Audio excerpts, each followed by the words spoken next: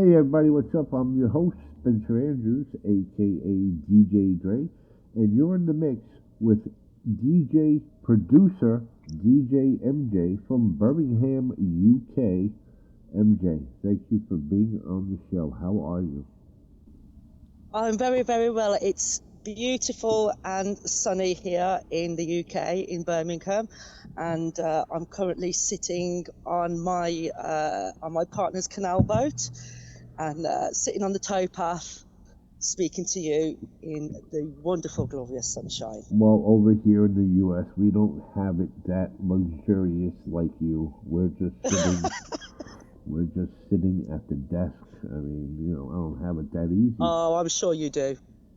Let me let me ask you a question. So, how long have you been a DJ? Give or take, about 15 years. And Give or take a year or either side, about 15 years, yeah. and what was the inspiration? How'd that start out for you?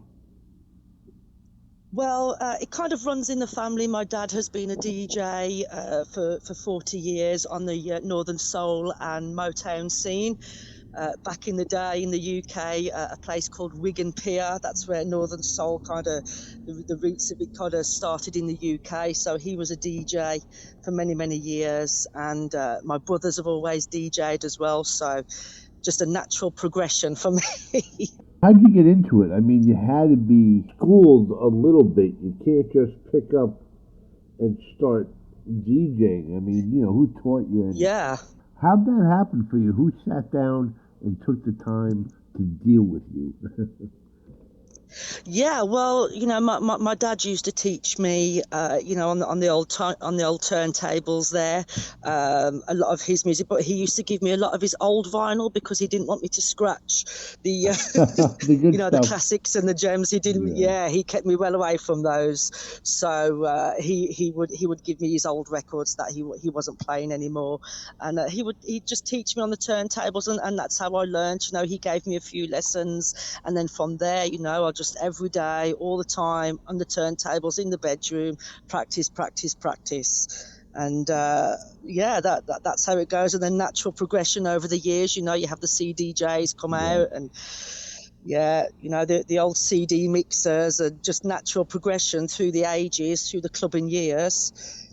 Technology takes over, and that's what we do to keep up, isn't it? As DJs, you have to know all the tricks of the trade and all the new equipment. So you definitely ran the gambit in equipment. I mean, and I'm really proud of you for starting out on vinyl, because not too many not too many DJs get to have that. It really is an experience to work 100%. with vinyl. The manipulation of the turntable, and people, that's that right. feeling, and that excuse me, when I went over to CD, of course, we had Denon, which basically was just not touch and go, but you couldn't manipulate it too much. But I felt like I kept missing that feel. And then when Serato came out, and we were still able to have turntables, it was good. And then you go over and then you walk away from your old habits, and then you go to the CDJs and everything. What it actually is? What is your setup now? What are you using now to spin with? At the moment, I've bought what is it? An RX XDJ RX or RX DJ X. I always get the letters mixed up. Something. No, I understand. Yeah, it's just for the home setup, Right. It's the Pioneer. I think it's RX XDJ, which is good. It's basically the Pioneer setup as you'd get in the clubs. Oh, that's the one. It's an all-in-one. Right, that's the one that uses the MP3 also on the USB drive. The USB drive. The USB drive, and it's basically the same setup as you'd get in the clubs with the two CDJs and the mixer, but it's all one controller, Right. and it's great for recording sets, for going live on if you on radio or whatever. Right. It's great for that. But going back to your last comments with the vinyl, you can't beat it, and I think it's just a sign of the times. There's kids out here now. I'm sure, the things that they're using, I could never use. It's just a sign of the times and how things change. But with me, I am still a little bit old-fashioned, Right. and I do like the vinyl. You can't beat it. But if you're going in the clubs these days, it's a CDJs, and even some of the clubs now, you don't even have the CDJs. Right. You just got buttons to press. When you started out as a DJ, was your goal to be a club DJ, or because I don't think anybody started out as a club DJ, even me. No. I just used to, everybody starts off as a bedroom DJ, don't they? That's how you get going, and people either progress from there, or they're happy just playing in the bedroom for a few people, or a few birthday parties or something. With me, I was just bedroom DJ for ages, just practicing, and then I was given a set of the CD mixer. I think it was a Denon, possibly, if I remember correctly. Yes. The 19-inch rack mount Denon. Yeah, that's the one. And at a local club that my dad used to play at, he used to let me come with him and do a couple of little hours of warm up, Right. a few little sets, and it just progressed from there. And then, like anything, if you want to be good at something and want to follow your dreams, you've just got to push yourself and get out there. Nobody's going to knock on your door, are they, and offer you the work, and you've got to push yourself. How is it for you? Did you start out working for an actual owner, or did you have to go through promoters? It was working at the club. Like I say, my dad gave me a few sets at the club where he was, and then they were obviously liking what I was playing, so they offered me a regular slot there for every Saturday night for a little while. So I took over from my dad for a little bit, and then from there I went on to a local pirate radio station. Pirate. I had a little bit of a break, and then I went on to a local pirate station for probably only a couple of months. Right. And then after that, I remember there was a promoter listening to me, and he contacted the show and said, "That DJ, I want her to play at my event." And then from there, you play for one promoter, then you can, you get to know other people, contacts, networking, and then kind of got the ball rolling from there. The moment that you start pissing people off is the moment that you're doing good. Right, exactly. I always keep in the back of my head, because it was the way I was educated to be a DJ, is always keep in mind there is somebody bigger and better than you. If not, just better than you. Oh, always. Always. Do you think that keeps you grounded? Because I know it. Then I landed. Then I landed in the clubs that were outside of the suburbs in the city, and the main floor is 1,000 people.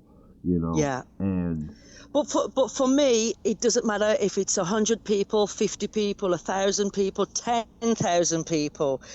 It's all about the music for me, and I do believe you have to stay humble, because there's plenty of DJs out there, bedroom DJs, people who play on their kitchen work surfaces, who could wipe the floor with me. Oh, that's how you feel, so really? You've always got. Yeah, you have to stay humble. Yeah. You have to stay respectful. Stay in your lane. Know what you're about.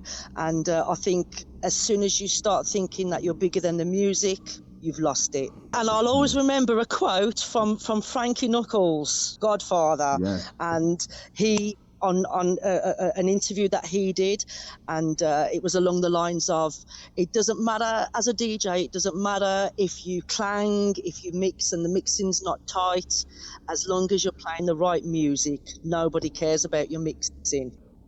My music is underground, you know, I like the underground house, garage, UK garage, US garage, soulful house, vocal house, club classics, all of that. So I'm really into my underground music.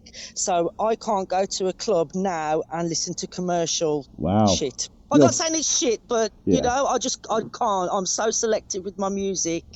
I can't. It's got to be right. Wow, you're gonna hate my music then. You need to know how to play everything. He goes, you don't like hip hop? Learn how to play it. You don't like this? Learn how to play it. And that's like the key to my success, is that I can play everything. I was introduced to gay clubs, and I was like, holy crap, I love this. The vibe was out of this world. Nights I've had have been in the gay clubs every single time. Yes. I mean, the music, the dancing, the vibe, everything. I mean, I love the vibe, and like I said, that's another thing.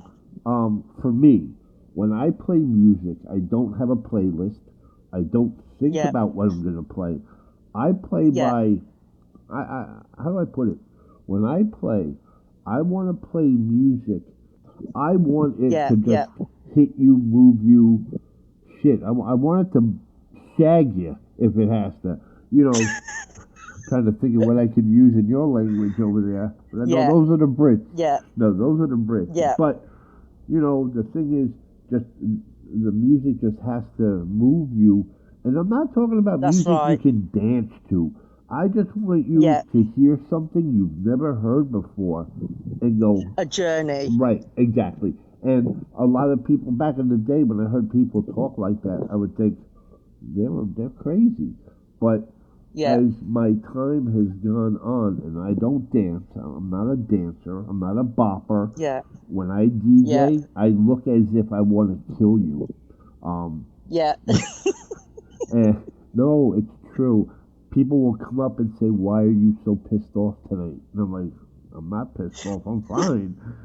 But that's how I am. It's the resting bitch face. Yes. I've been dancing that much behind the decks that the track has stopped because I forgot that, you know, when you just get in the zone and you're dancing and then all of a sudden the track stopped. I thought, oh shit.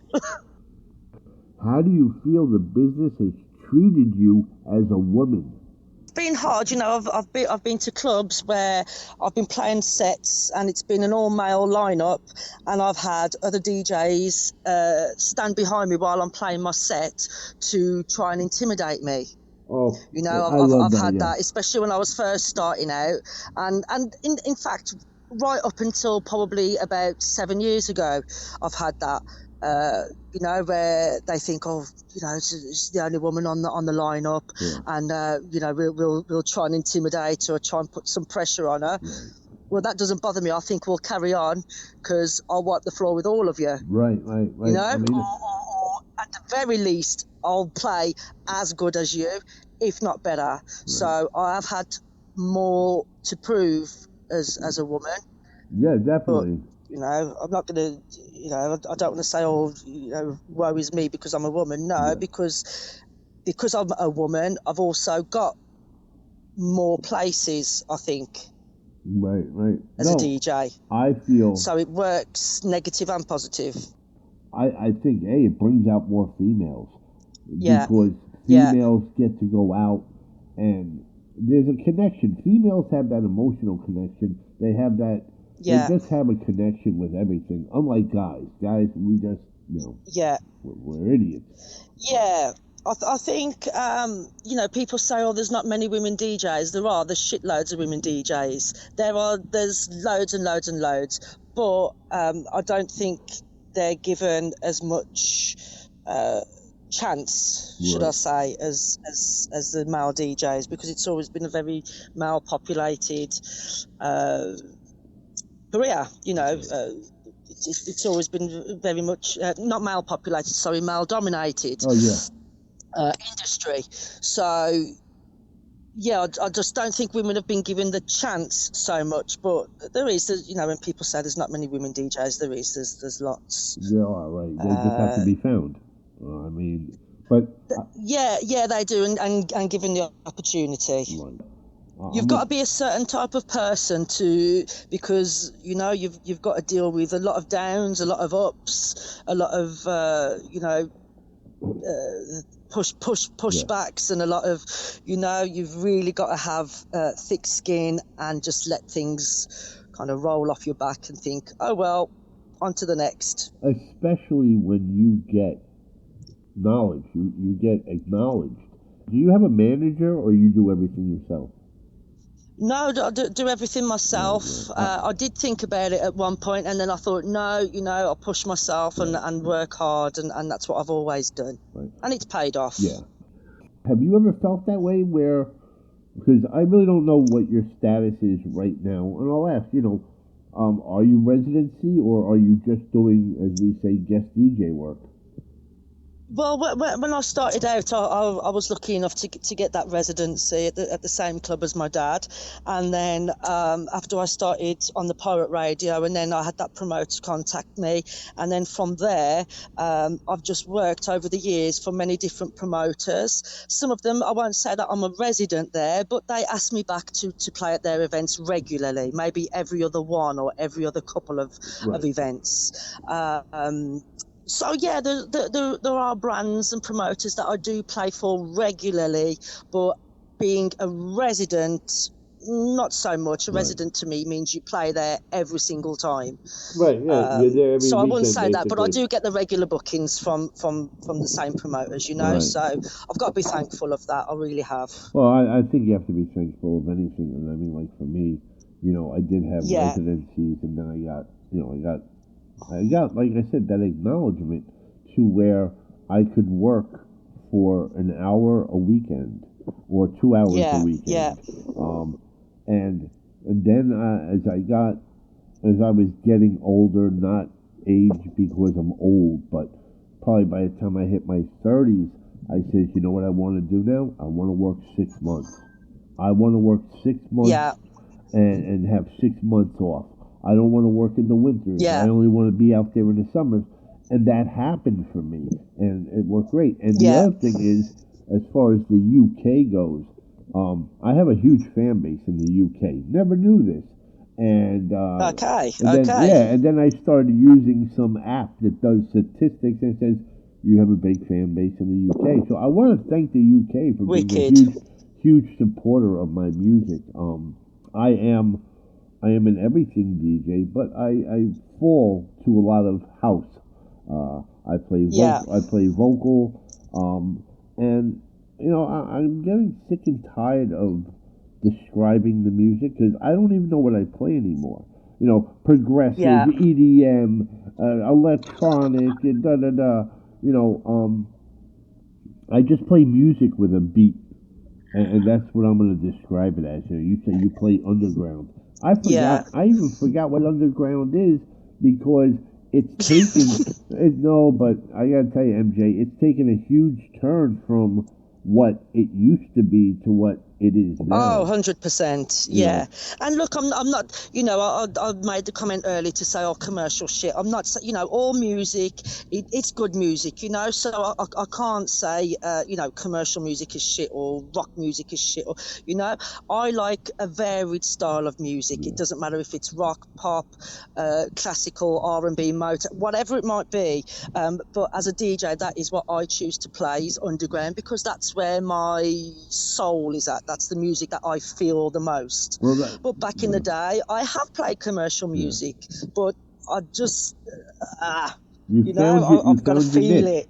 Yeah, you found your niche. Yeah, and from there, that's it. Right. Yeah. Well, that's like for me. That's like for me. I'm not a specialty DJ, but I'll have places call me and say, when you come in tonight, we want you to do a hip hop set. Or we want you to do or we want you to do the old school reggae. So and that's what I got lucky for is that I got known I can play everything. But I like to play house. And I Yeah, play a majority of it. yeah. When it comes down to music, like I've been known to sit in the chair researching music for 8 9 hours. How do you go about your? Oh, it easily happens. Okay, so You look at the clock, yeah, you think, oh my gosh, where's all the time gone? Because you're just searching through music and files and websites and, right.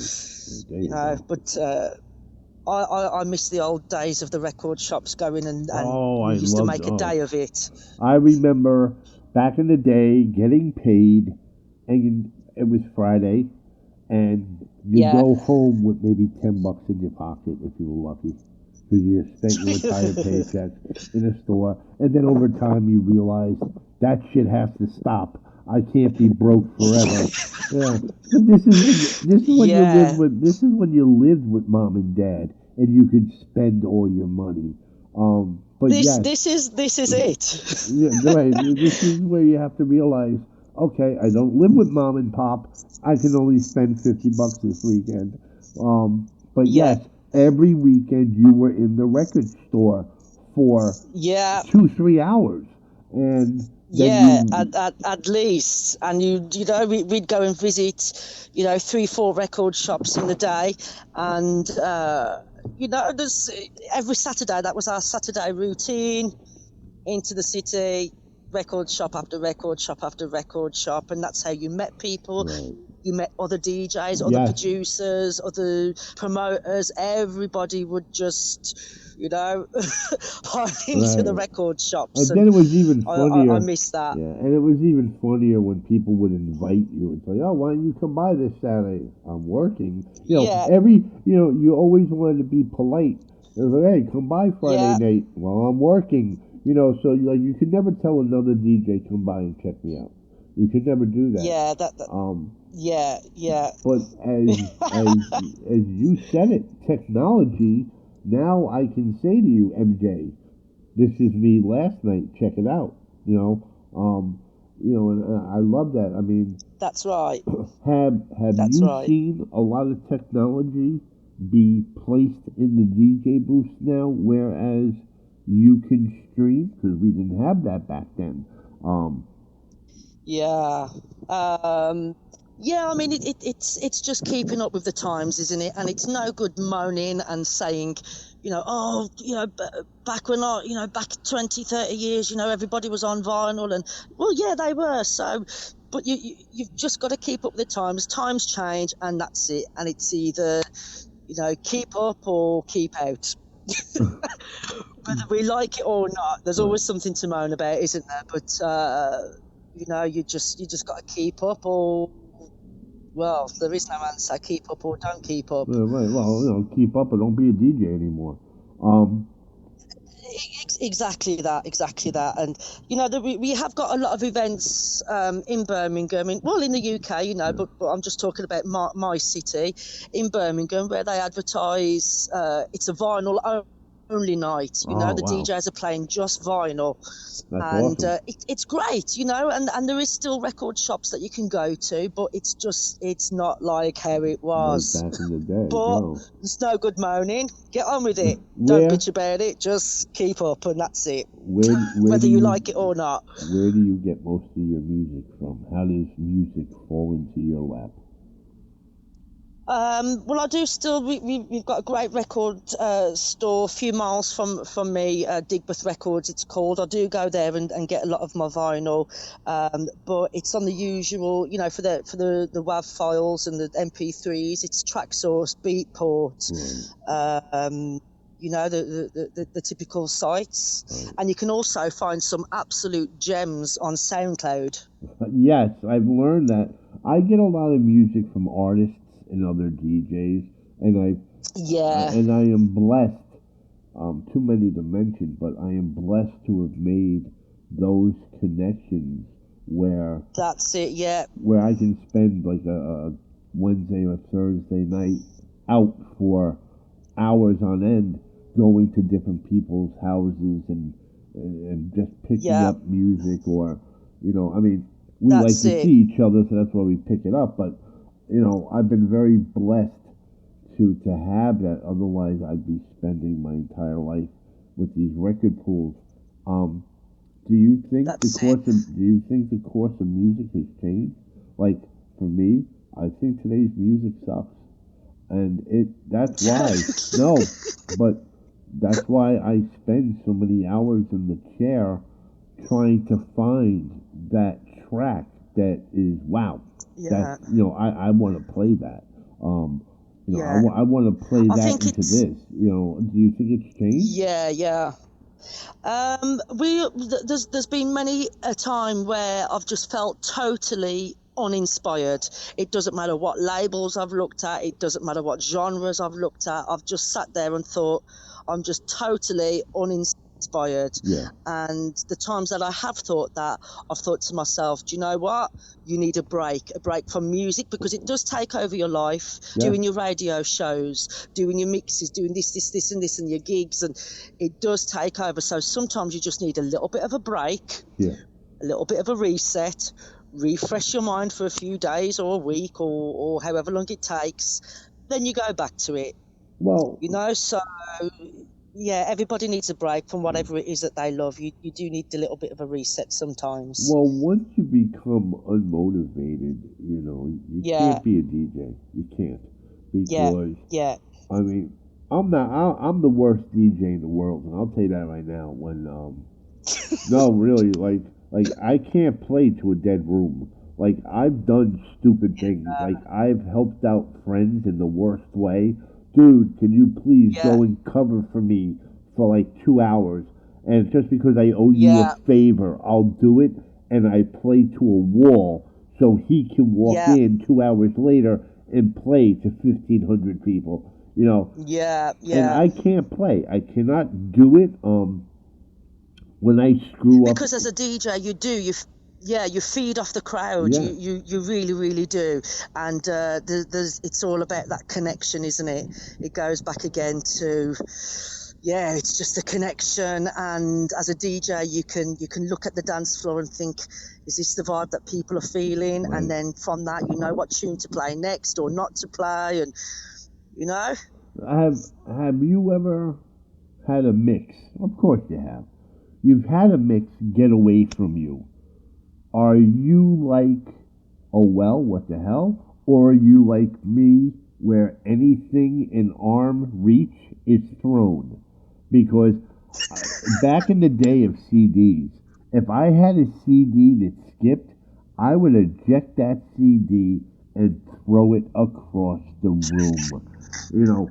People knew me Yeah, as well, the throwing DJ. If it was a record, it got smashed. I mean, I I would fight my equipment. I mean, I would just throw shit out of the booth. And I really no, I had an attitude, and now, through a little bit of help and therapy, I've learned just write it off. Who cares? we've all hit the wrong stop button we've hit the stop button on the wrong deck, Yeah, or we've mixed something and the melody has clashed, or the vocals have clashed, or so we've all messed up mixes at some point, and people that say that they haven't, I they're lying. haven't. I We've haven't. all messed up. Yeah, no, I mean, yeah, of course. I hitting the wrong button. Yeah, I've done that one before.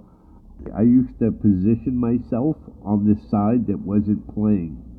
You don't think music has changed for the worse? I mean, getting back to that. Yeah, we went off the Yeah, we radar a did. little bit there, didn't Right. we? Yeah, really. I don't know. That's part of the show. We just talk about whatever. I can't say yes, but I can't say no. I'm old school, Yeah. and I will always love the old school, no matter what genre it is that I like. But my house and garage. Let's stick with that genre because that's what I play. I love my old school US house, Chicago house, Yes. all the old, all the old record labels from back in the day, King Street Records, and that is. I'm old school, and I will always love the old school till I die. Wow, you really But are a there is DJ. a lot of good music out there. There really, really is, and a lot of good producers coming through. Some of the old school producers who are still producing music now, and they're still producing that fire. They're still bringing it. They're still, raising the bar every time. So, Yeah, I know. music has changed, yes. For the worse, no, I don't think it has. But if you let me pick old school or new school, I'll go with old school. We take pride in what we do because we really had to learn, count your beats, when to release, climax and all that stuff. And what do you think about these overnight DJs? About the fact that there's a company out there that says, hey, for $100 and 100 MP3s, you can be a DJ. Because that's what it is. All you need is 100, tracks, and you're a DJ. And it's just because you have 100 tracks and you have a mixing program, you're not a DJ. You're a music player. Big difference. And what do you think about that, Jen? There is. I do think to class yourself as a DJ and a respected DJ, I'm talking about the respect and the pride, then you've got to have been in the game for a while. You need to, it's going back to what we were talking about before, learning on the vinyl, just learning the basics. And that goes with anything. Whatever industry you go into, you've got to know the basics in order to progress and be good at the game. And that's the same with DJing. You've got to know the basics, and anybody can have a few tracks and press play, but you've got to know your shit. You've really got to know your shit. Know the music that you're playing, know who the producers are, know the genre, know about the genre, about the record label it comes from, who owns the record, however far you want to go into it, but know your shit. Right. Is what I'm trying to say, basically. You're right. You have to know your music because, I've gotten to the point I can play a track and know when the break is going to be, when the climax is going to come out. But, you have to know your music. You have to know what you're playing. And, when you get guys like Freddie Legrand and, Testo and you've been doing it as long as we have. You know what you're getting. You know what you're going to play. That's it. You've really got to know that you've got to know the game you're in, and that's with anything. With a job, if you're going into an office job for a particular role, when you get interviewed, they expect you to know. They expect you to know a little bit about the job that you're going for, and it's the same with music, with DJing. So anybody can pick up a few tunes and press play, but you've really got to take pride in what you're doing and know the stuff that you're playing. Know the music. Know the music. Now, the other thing, correct me if I'm wrong, you've done some production work? Yeah, I have. For the last couple of years, I've been learning and what you call it? I've lost my words now. It's okay. Don't worry. Getting the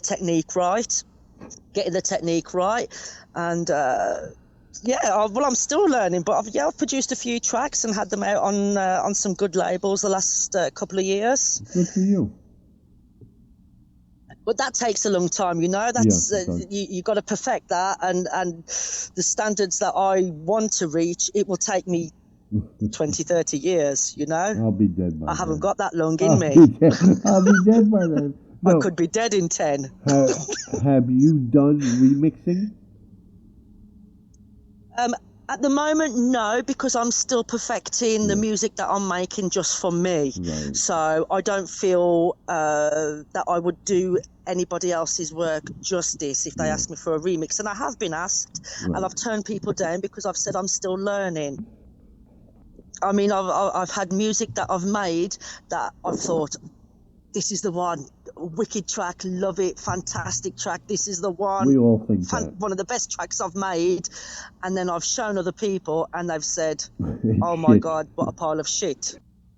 And I've shown people, sent it to, I've been telling other friends in the music business, I've made this track, it's not too good. They've said, let me listen to it. What, fucking brilliant. When you do something, you have to tell people it's not that good. You can't tell people, check this fucking track out. It's awesome. I made it. And then they're like, don't play it every time. And they're like, I never knew you were tone deaf. Or, I didn't know you didn't know anything about music. And you're like, fuck me, you know, so I don't do that, but you know, like I'll get people that I know that will spend time with me and in a club, and they'll Yeah, come out yeah, like, "Yo, that mix was hot," and I'm like, "Yeah, I know." yeah. Like I'll be a dick about it. Yeah, I And as a know. DJ, you know when the mix is good. Oh yeah. You know, you see DJs and you know they're playing, and then you see them smile to themselves when they're mixing, and you think, yeah, you know that mix is off the hook.